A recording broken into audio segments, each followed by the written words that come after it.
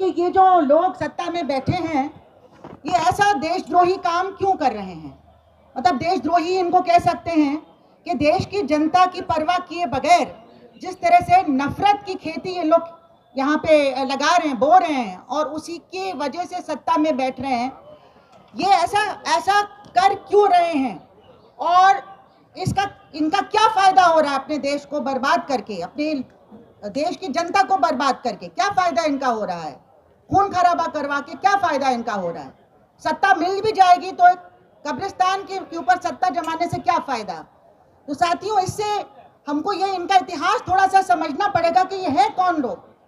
और अभी मोदी जी ने हाल में इंडिया के नाम से इतना चिढ़ गए ये लोग कि इंडिया कह नहीं पा रहे हैं, INDIA करके जो बात कर रहे हैं मोदी जी, तो इतना चिढ़ गए कि कहने लगे कि ईस्ट इंडिया कंपनी में भी इंडिया था, है ना। सिमी वगैरह और भी नाम लिए इन्होंने कुछ आतंकी समूहों का, लेकिन ईस्ट इंडिया कंपनी इनके दिल के बहुत करीब है, इसलिए सबसे पहला नाम ईस्ट इंडिया कंपनी का निकला। ईस्ट इंडिया कंपनी वो कंपनी थी जिसके थ्रू अंग्रेज आए थे यहाँ पे व्यापार करने और उन्होंने यहाँ पे हुकूमत जमा ली। ईस्ट इंडिया कंपनी ने अपने एजेंटों के तौर पे कुछ ऐसे लोगों को चुना जो देश में सांप्रदायिकता का जहर फैला के अंग्रेजों की मदद करें। इन्होंने कभी स्वतंत्रता के आंदोलन में भाग नहीं लिया और हमेशा लोगों से कहा कि इनके साथ मत मिलो, अंदर का जो दुश्मन है उसको पहचानो, यानी मुसलमान और ईसाई। वो हमारे असली दुश्मन है, अंग्रेज हमारे दुश्मन नहीं है। जो हुकूमत में उनसे लड़ने से फायदा नहीं है, उससे हमारा नुकसान होगा, इनसे लड़ो, ये तुम्हारा दुश्मन है।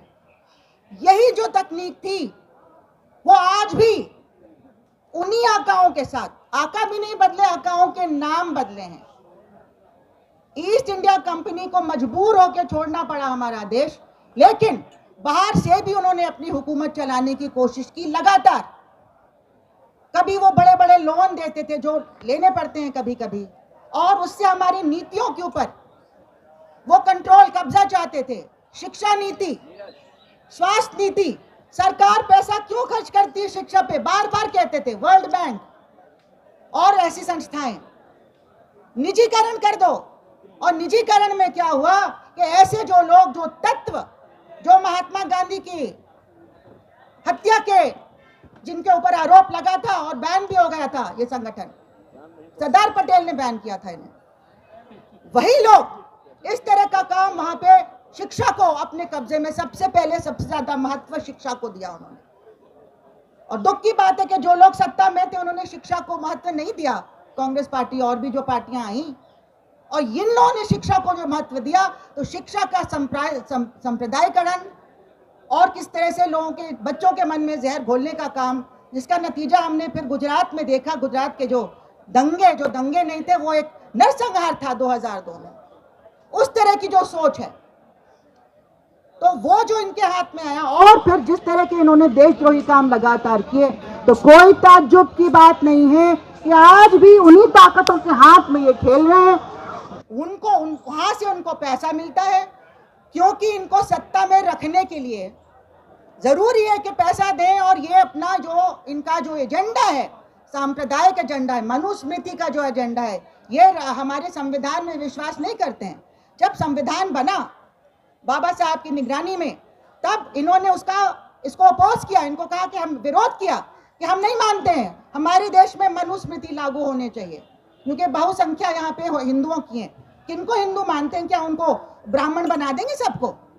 नहीं, वो सबको दबा के रखना चाहते हैं जो वर्ण व्यवस्था में दिया हुआ है, ताकि इनका जो मुट्ठी भर लोगों का जो प्रिविलेज है, सत्ता है, और सारे रिसोर्सेज, देश की जो पूंजी है, वो उन्हीं के हाथ में रहे। ये पूंजी का खेल है साथियों। वर्ण व्यवस्था भी बनाई गई ताकि कुछ मुट्ठी भर लोगों के हाथ में पूंजी रहे। तो इस तरह से साथियों, कोई ताज्जुब की बात नहीं, इनको ये काम करना ही था, और ये काम कर रहे हैं, बेशर्मी के साथ कर रहे हैं। पहले थोड़ा छिप के करते थे जब एनडीए पहले आई थी, लेकिन अब खुलेआम कर रहे हैं। और इनके पास एक फॉर्मूला है, खून खराबा करा दो, कहीं गोदा हो जाता है, फिर सारे वहां पे मुसलमानों को मारो, फिर कहीं पे कुछ और पुलवामा हो जाता है, वहां पे कभी जांच नहीं हुई। ये कैसे हुआ वो पुलवामा? अब सत्यपाल मलिक को हम लोग सुनने जा रहे हैं, अभी 3 बजे शुरू होने वाला है कार्यक्रम, फिर से सुनने जा रहे हैं। लोगों को समझना बहुत जरूरी है, कुछ भी कर सकते हैं सत्ता के लिए, कुछ भी। अभी मणिपुर में क्या हुआ, 3 महीने से क्यों नहीं गए प्राइम मिनिस्टर? और सारी चीजें आपको मालूम है कैसे। और दूसरा बहुत जरूरी, जो पूंजीवादी चाहते हैं कि हिंदुस्तान के जितने आदिवासी इलाके हैं, ट्राइबल इलाके हैं, चाहे वो झारखंड में हो, छत्तीसगढ़ में हो, या कश्मीर में हो जहां जंगल है, और चाहे मणिपुर में हो, सबसे ज्यादा कीमती पदार्थ वहीं पे मिलते हैं जहां पे आदिवासी रह रहे हैं। अब वो आदिवासियों को कैसे हटाया जाए?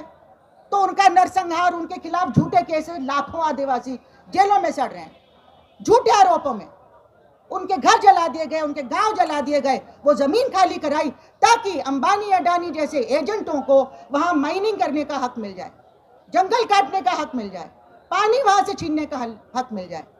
ये जो लड़ाई है, जो हमारी पूंजी की लड़ाई है, जिसको हमारे आदिवासी साथी बचा के रखे हैं, और पूरे देश में जो यहाँ पे आपदा आ रही है, फ्लड्स आ रहे हैं, कुछ ना कुछ आ रहा है, ये इसलिए हो रहा है कि आप पूरी इकोलॉजी देश की खराब कर रहे हैं।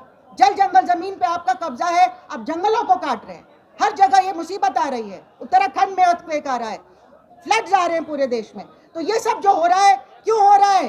क्योंकि आपकी जो नीतियां हैं, ये पूंजीवादी, मुट्ठी भर पूंजीवादी बनवा रहे हैं। इनको कोई फर्क नहीं पड़ता कि हम बाढ़ों में डूब जाएं, बेरोजगार रहें, हम महंगाई हमारे सर के ऊपर से चली जाए, हमें शिक्षा नहीं मिले, शिक्षा का निजीकरण नई शिक्षा नीति के थ्रू कर रहे हैं। हम लोग लड़ रहे हैं यूनिवर्सिटी में इसके खिलाफ, पूरा ऑनलाइन कर रहे हैं शिक्षा। ऑनलाइन में कोई कुछ सीख सकता है? ऑनलाइन में इनको टीचर को रोजगार देने की जरूरत नहीं, टीचर के बगैर हम चलाएंगे शिक्षा। कैसे चलाएंगे? कौन सीखेगा कुछ? क्योंकि खर्च नहीं करना चाहते, पैसा बचा बचा के एमएलए खरीदना चाहते हैं। अपना ये जो पार्लियामेंट, नया पार्लियामेंट बनाएंगे, लेकिन उसमें जाएंगे नहीं बात रखने, और इस तरह के काम करेंगे, मंदिर बना के लोगों को खुश करने की कोशिश करेंगे।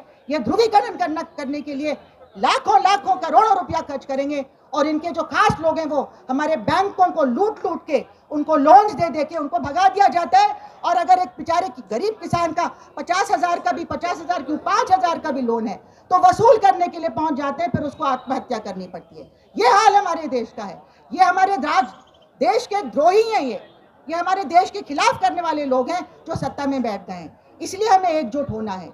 हमारे एक दूसरे के साथ बहुत सारी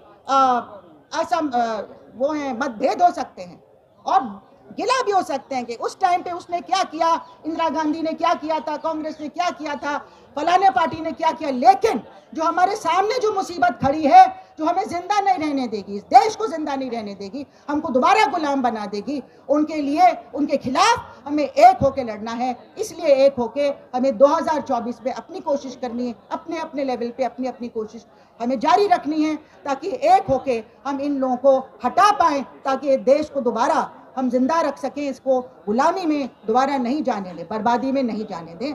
इसीलिए मैं बहुत खुश हूँ कि आज ये सभा यहाँ पे इसका आयोजन किया गया है, और मैं पूरी तरह से आपके साथ हूँ। आगे भी जो भी इस तरह का कार्यक्रम होगा, मैं ज़रूर, हम लोग आएंगे दिल्ली यूनिवर्सिटी की तरफ से। देश के सारे शिक्षक आपके साथ हैं इस लड़ाई में, और इसी के साथ मैं अपनी बात यहाँ पे ख़त्म करती हूँ। इनकलाब जिंदाबाद। खबरों में बने रहने के लिए फोरम 4 को सब्सक्राइब करें और नोटिफिकेशन पाने के लिए बेल आइकन दबाएं।